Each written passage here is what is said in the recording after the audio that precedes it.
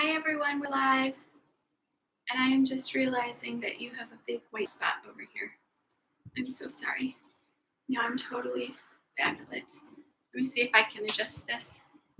I might not be able to. All right, well, we're just gonna have to deal with it. I'm so sorry, and I'm running late.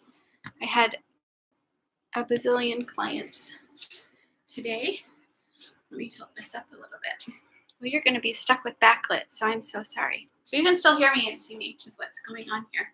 I'll go over here.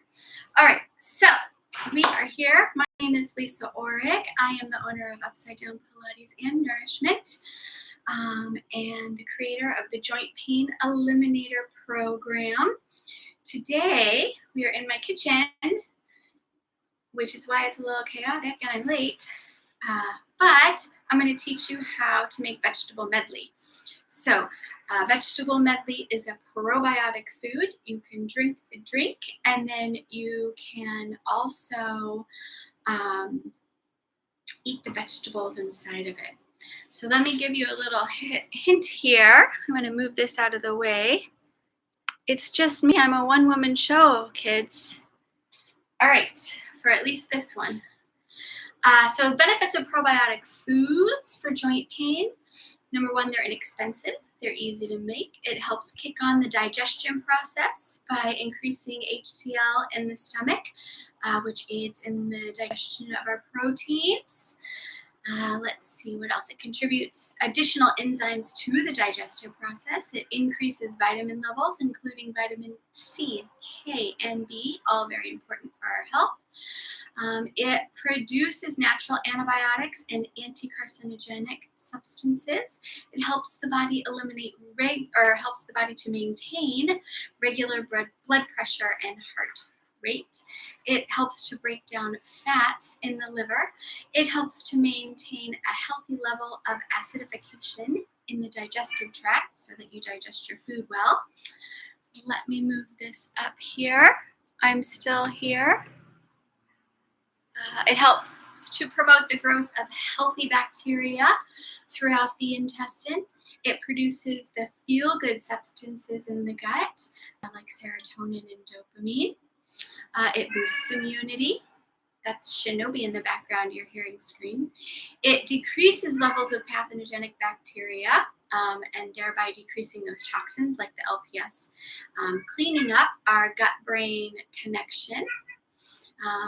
By doing all of these things, it helps to heal your leaky gut and get rid of bad things. It decreases toxicity and helps your joint pain disappear. Woo! Okay, so we talked about this last week, and that's a recap of all the wonderful things that our probiotic foods do for us. Today we're doing the vegetable medley. All right, so store-bought ferments are not as powerful as our homemade ferments. They are lightly pasteurized often, so it kills off some of the good bacteria. Some of them are just completely pasteurized and all of it are killed. Sometimes you'll get them in the fridge section, but it's still been lightly pasteurized. Most are made out of conventional rather than organic products. So everything that they use, you can have some organic products in there that we use. You can have all organic products. Most are not fermented very long. All right, so the one we're going to do today, we're going to ferment it for 14 days minimum. All right, there's less than a day probably. You can choose what you want in your ferments, and then you can also use a variety of starters. Today we're just going to use Celtic sea salt, but there's lots of different starters, different brands, whey, all sorts of stuff to help more diversify your microbiome. All right, so here we go. This is a quart jar, and what I'm giving you is a quart jar recipe. You can double it or add more if you want. All right, so first thing we're going to do is we're going to do about a quarter of a cabbage, and I'm going to eyeball this because I have a lot here. You want to cut the cabbage up the way you like it, everything in little bite-sized pieces because you're going to eat it. So think about it like that. So however you like your cabbage to eat it, cut it like that. You can do it very thin and small or just whatever. Here we go. I'm going to put about that much cabbage in there. I like a lot of juice, so I can drink the juice from it. Then we're going to do about a half of a medium beet. You can use red beet. These are golden beets that I actually just got from Farm Link. They just delivered it, and I really like fermented beets. So you can do them a little bigger. I actually, when I start to use them, I will cut them up a little bit smaller before I eat them and put them in with my sauerkraut. All right. And then some garlic. I like a lot of garlic. Now you can cut these up into bite-sized pieces and just mix it in. I just leave them whole here, and I don't even take the peels off. You can do that later. So put it right in there. And that's it. Cabbage, beets, garlic. Super fast. I have one of these things you can use. They work really well, like for broth and stuff. I didn't use it, so no worries. Then you're going to use a tablespoon of salt. I don't know where oh, here it is. So just a tablespoon of salt.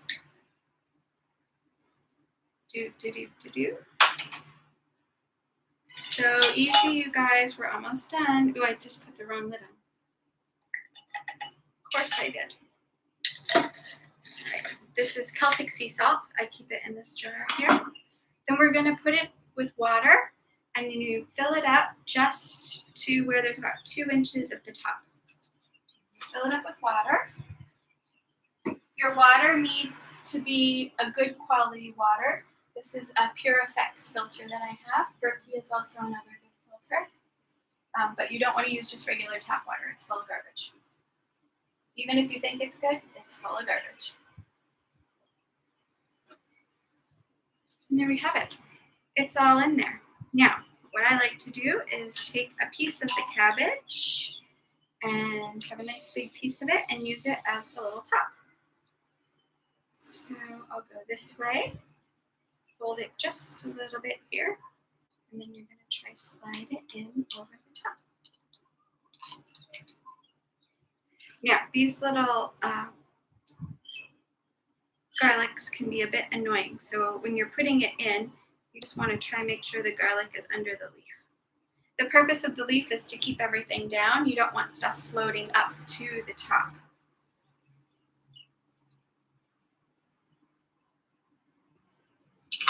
And then put your lid on. Boom. Done, friends. That's it. Leave it set. 2 weeks, open it up, it'll be great. So I have a cupboard. I'm going to go put it over there.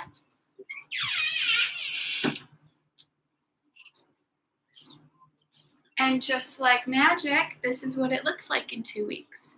All right, that one might be a little lighter color, but this is what it's going to look like in 2 weeks. Now, how do you drink this? Let me show you. I got to pull one out of the fridge over here.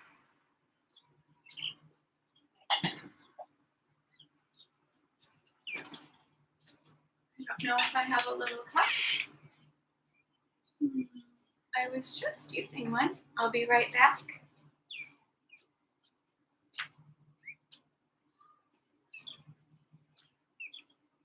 You're literally hanging out with me at home right now. Okay.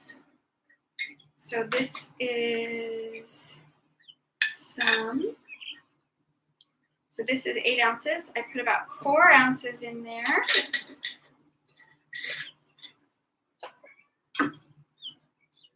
And then the other 4 ounces I put water to dilute it a little bit. And it's delicious. Okay, I try to do 2 of these a day, one in the afternoon and then one before the evening. They're really good and they help to populate your microbiome. Now you can also eat these vegetables just like you would eat sauerkraut. I like to put a little bit of some oil. You could do olive oil. I do a 369 oil, whatever you want. Mix it in with some sauerkraut. If you have some white sauerkraut, spice it up a little bit. Delicious. And that's it. All right, that's the end of that. So fast. Okay, let me answer some of the questions that have been coming in. Yeah, we got a lot of them. Okay. So this is one that came in through our Q&A or our question form on the website.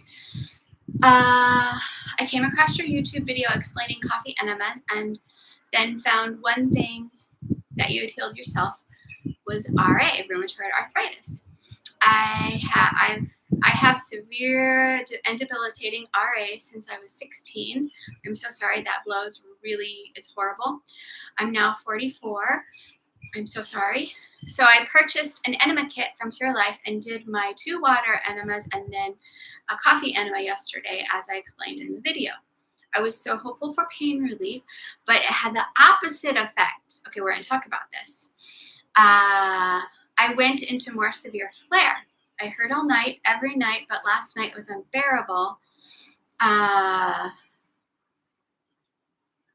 No term on Rosita. I'm guessing, sorry, I'm asking, I see that question. I will answer that in a minute. Sorry, I'm getting distracted. Let's see. So she was very hopeful it was going to be better, and then it actually got worse. Okay, I'm just going to say it's probably die-off or Herxheimer's reaction, most likely. So she does a vegan juicing diet. So she didn't feel like she needed to be more cleaned out, but she's interested in getting her liver cleansed. And then she's been on prednisone for 29 years. And then she decided to start to taper off from the prednisone. And she's been tapering it off. And she's on a very little amount of prednisone. And she wants to get off the prednisone. Yes, no one wants to stay on their prednisone. And she was hoping that the coffee enemas would do the trick. Okay, any suggestions? Should I do another enema? And then she's looked at the starter kit and said that she's done everything in the Joint Pain Eliminator starter kit. But the question is, have you done it in the order and with me? We'll find out. Okay, so I'm very sorry that you have rheumatoid arthritis. I also was diagnosed with rheumatoid arthritis. With rheumatoid arthritis, I did not start with coffee enemas, and I also was at my personal sickest when I was raw vegan doing tons and tons of juicing. I was actually about ready to die at that point. So that's not the type of diet that I recommend to deal with RA. Juicing can be helpful at a certain time and at a certain place, but it really can be debilitating, and then raw foods for some of us just don't work. All right. So as for the coffee enemas, I didn't actually start doing coffee enemas until maybe 2 years ago, year and a half ago. So that's not really got me in line. All right. Coffee enemas are amazing, but they're not right for everyone, and you need to check with your healthcare practitioner to make sure that they're right and okay for you. In any of the kits that you would have gotten that I referenced, there's information on people that should not be doing coffee enemas. So you have to keep that in mind. So if you had a bad reaction, it might not be the right thing for you. However, with that said, you have to remember a coffee enema is going to kick up a bunch of stuff in your intestinal tract, and it's going to start pushing toxins out of your liver. It might start pushing parasites out of your liver. It's going to increase your bile flow. That bile flow is going to start pushing the acid up in your gut, and then that'll start killing off bugs. So it really could be a die-off detox reaction that you felt. But you really, really, really need to talk with a healthcare practitioner to see if it's a good thing for you or not, because there'd be a ton of other things going on that could be problematic. So that's what I would say about that. For diet, the celery juice craze that's going on kind of concerns me. Celery has a significant amount of potassium.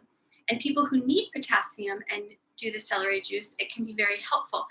But if you have a different mineral imbalance and then you start pumping potassium into your system every day, all day long with celery juice, it can have also a bad effect on you. So I don't actually recommend that type of thing. For anything, I recommend doing functional lab testing to see where you are individually.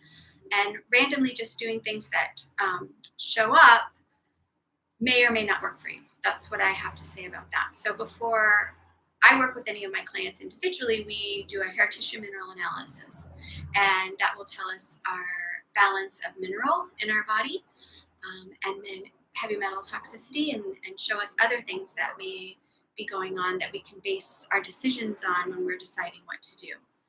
Um, but like I said, I was absolutely at my most sickest when I was raw vegan. I am a certified GAPS practitioner. GAPS stands for Gut and Psychology and Gut and Physiology Syndrome. And that is the diet that I really like and I use when I'm working with people. And then it starts in a system of introducing foods to help heal your gut and then repopulate your microbiome with and rebalance your microbiome. So we want to bring our microbiome into balance, all right? And so it does that. And one of the things that it uses a lot are our fermented foods, all right? So they're used to help repopulate your good bacteria in your gut. So I heavily recommend that. All right. So yes, those are my suggestions and what I think might be going on. And then, if you want, you can always book a call and we can see if we might work well together, because then I can set up a system for you to move in and rebalance the microbiome. And I would probably incorporate bone broth and later on add in the juice. But with the juice, we're going to add raw egg and we're going to add some kefir cream or avocado to help keep your blood sugar nice and steady.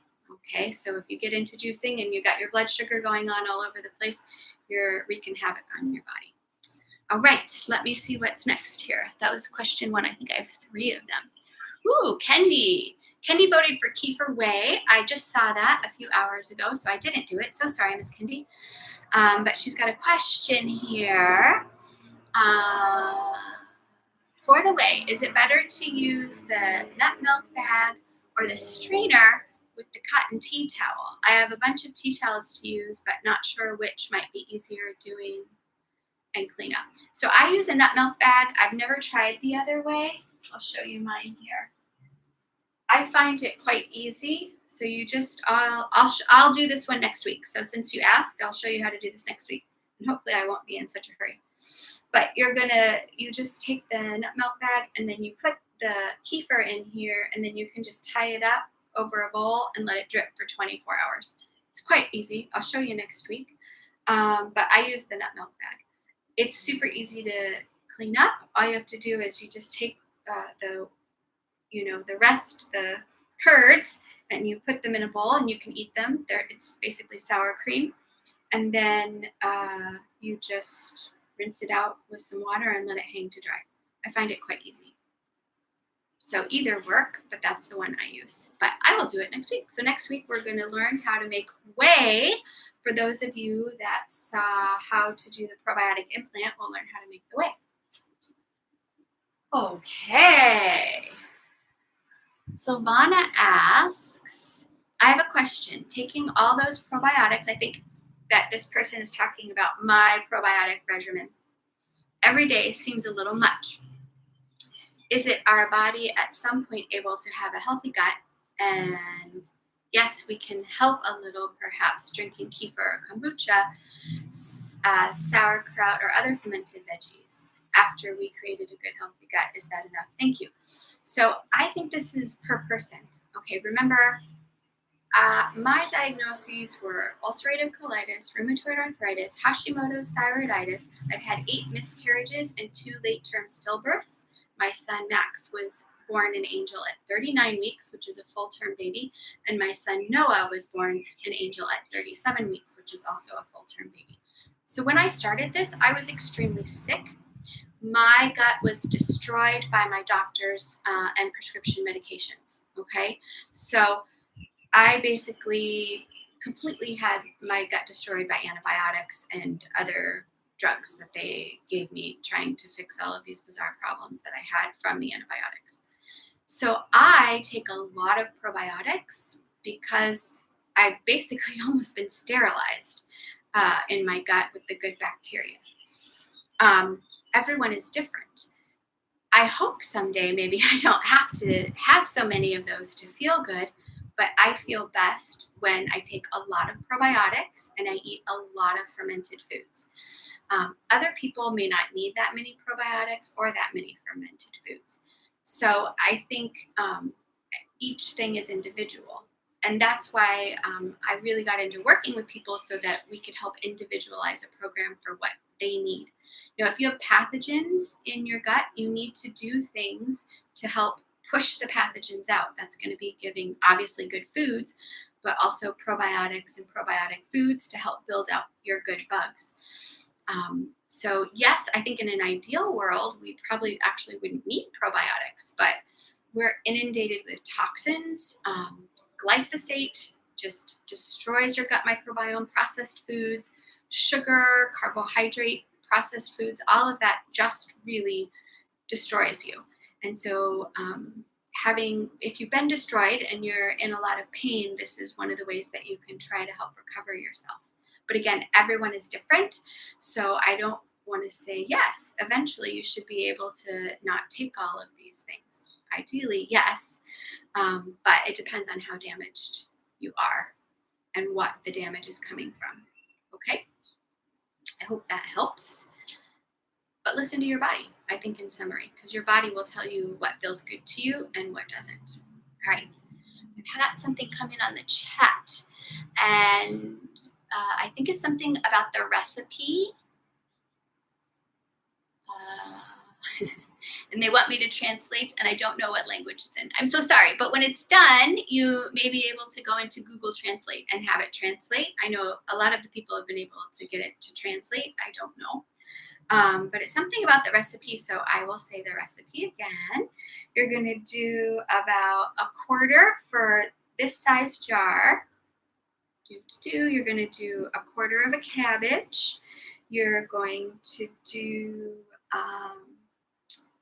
about half of a beet, and then you're going to do 4 or 5 garlic cloves, and you can chop them up if you want or just leave them in.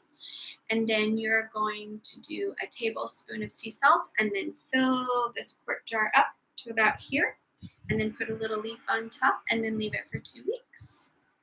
All right, that's basically the recipe. It's super easy. If you decide to do this recipe, please let me know in the comments. Do it, and then I'm going to come back in 2 weeks, and we'll look at mine, and you can look at yours, and then we'll see how everyone did and if you have any questions on it. All right. So if you have questions, put them in the comments. Don't forget to like. Don't forget I'm on Facebook and Instagram. Facebook is Upside Down Pilates and Nourishment with Lisa Orrig, and Instagram is Lisa_Orrig_upside down. And that's it. I hope you have a lovely, wonderful rest of your day, and I will see you next week, and hopefully one. All right. Bye, guys. Woo!